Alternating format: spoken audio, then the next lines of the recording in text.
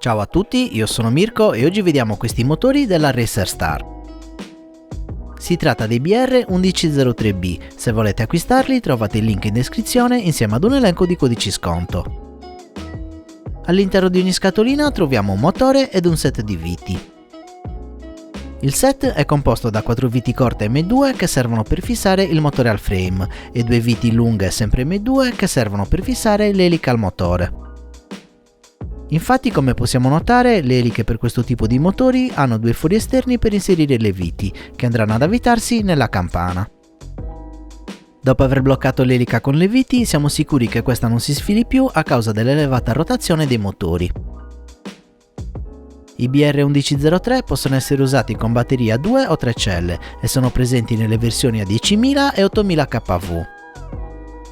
Per quanto mi riguarda ho scelto la versione a 10.000 kV che sono indicati per batterie a 2S, se avete intenzione di usare batterie a 3 celle vi suggerisco di prendere la versione a 8.000 kV. Il design di questi motori è open bottom, proprio come quelli di dimensioni più grandi.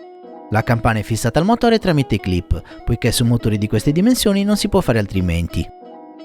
La clip tuttavia è abbastanza grande e solida e non dovrebbe saltare via molto facilmente. La distanza magneti-statore è buona. Il peso di questi motori è di 3,7 grammi. I cavi sono lunghi 6 cm e sono perfetti per frame da 2 pollici, abbinati a degli ESC 4 in 1.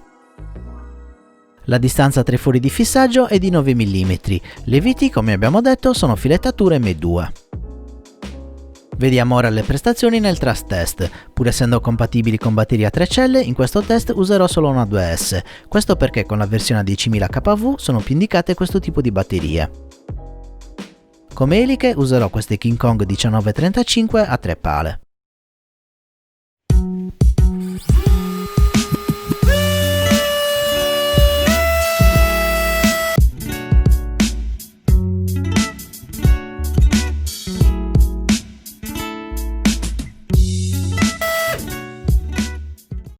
I Racer Star BR1103 si presentano come dei motori di fascia economica per microdroni da 2 pollici.